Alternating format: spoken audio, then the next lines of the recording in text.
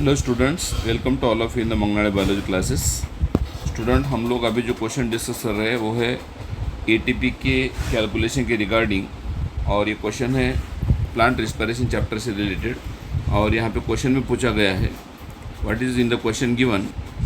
Okay, question के अंदर आपको क्या दिया है, calculate the number of ATP produced from the 1 ग्लिसरॉल्डेड 3 phosphate molecule. मतलब आपको पता है जिसको हम बोलते हैं 3PGAL। ओके, ग्लिसरॉल्डेड 3 फॉस्फेट को हम क्या बोलते हैं, PGAL। जी कितने कार्बन का, 3 कार्बन का रहता है। और ये बनता कहाँ है, ये बनता है ग्लाइकोलाइसिस में। ओके, ग्लाइकोलाइसिस में आफ्टर क्लीवेज बनता है ना, आफ्टर क्लीवेज फॉर्म होता है, प्रोड्यूस होता है। तो फिर यहाँ पे आपको कैलकुलेशन पूछा है किसका, एटीपी का कैलकुलेशन पूछा है। कब इस प्रोसेस में एटीपी कितने बनते हैं, किससे। ओके, एटीपी कितने बनते हैं at the end of aerobic respiration through electron transport. Okay, अब यहाँ पे और याद रखना एक बात कि इलेक्ट्रॉन ट्रांसपोर्ट सिस्टम मतलब यहाँ पे माइटोकॉन्ड्रिया इन्वॉल्व होने वाला है, एरोबिक रिस्पिरेशन होने वाला है। तो उन्होंने पूछा है कि 3PGAL से एरोबिक रिस्पिरेशन में कितने एटीपी मिलेंगे, एरोबिक रिस्पिरेशन में। ओके, हाउ मेनी एटीपी मिलेंगे। तो इन जनरल आपको पता होगा। ओके, अगर जनरली आप हम बोलते हैं ग्लाइकोलाइसिस में, आपको पता है। ओके, ग्लाइकोलाइसिस में ओके क्या होता है, NADH फॉर्म होते हैं।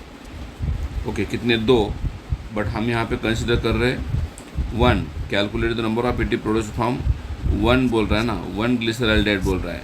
एक्चुअली ग्लाइकोलाइसिस में आपको पता है 2 फॉस्फोग्लिसरॉल्डेड बनते हैं ना, बट यहाँ पे उन्होंने 1 दिया है। सो ग्लाइकोलाइसिस में 1 NADH बन रहा है। देन लिंक रिएक्शन के अंदर भी क्या बनता है, 1 NADH बनता है। देन उसके बाद क्रेब्स साइकिल के अंदर 3 NADH बनते हैं। एक की बात कर रहा हूँ, एक मॉलिक्यूल की बात कर रहा हूँ। ओके, और क्रेब्स साइकिल में, उसी क्रेब्स साइकिल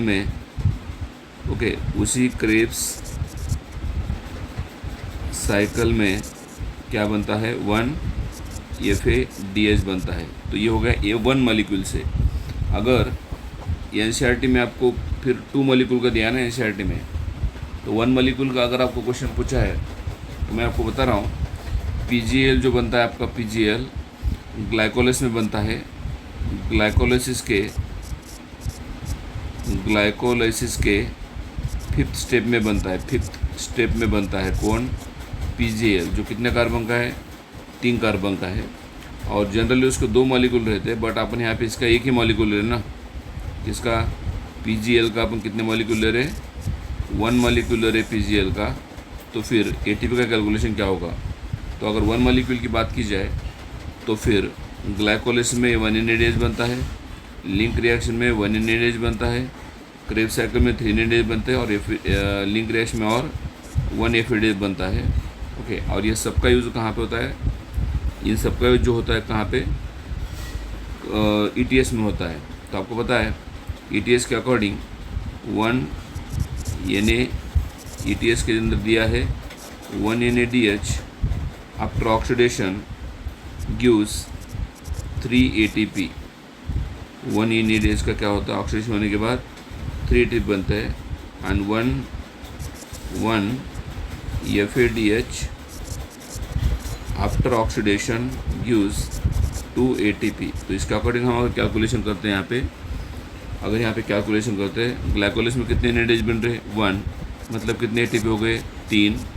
लिंक रिएक्शन कितने NADH बन गए, 1, मतलब कितने ATP हो गए, 3। क्रेब्स साइकिल में कितने NADH हो गए, 3, मतलब 3 × 3 दैट इज़ 9 ATP हो गए। क्योंकि एक एटीपी की वैल्यू, एक NADH की वैल्यू कितनी बोला मैंने, 3 ATP ना।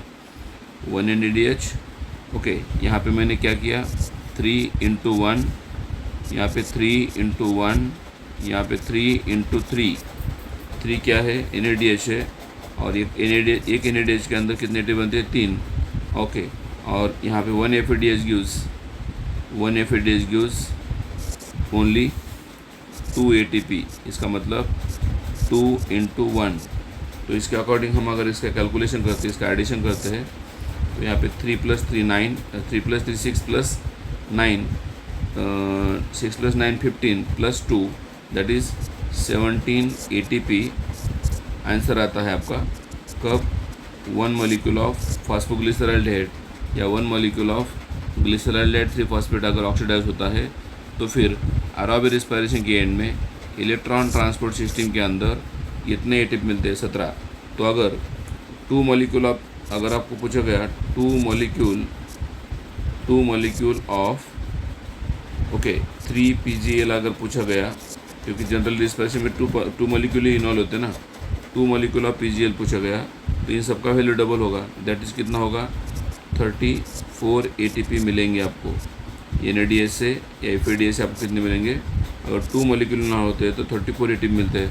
और आपको पता है this 34 ATP produce, this 34 ATP जो है प्रोड्यूस होते हैं बाय ऑक्सीडेटिव फॉस्फोराइलेशन। ये ATP कैसे बन रहे, 34 ATP ऑक्सीडेटिव फॉस्फोराइलेशन ऑफ इसका NADH एंड FADH, इनका क्या हो रहा है, ऑक्सीडेटिव फॉस्फोराइलेशन हो रहा है, और फिर यहाँ पे ATP आपको प्रोड्यूस हुए वाले दिखते हैं।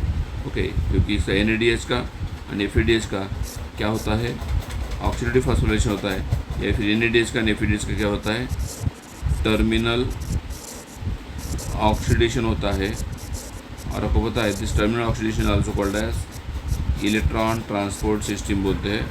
सो जिसके अकॉर्डिंग यहाँ पे जो आंसर आता है फिर आपका दैट इज़ 2 आता है, that is 17 ATP produce from 1 glyceraldehyde 3-फॉस्फेट molecule. Thank you for watching video.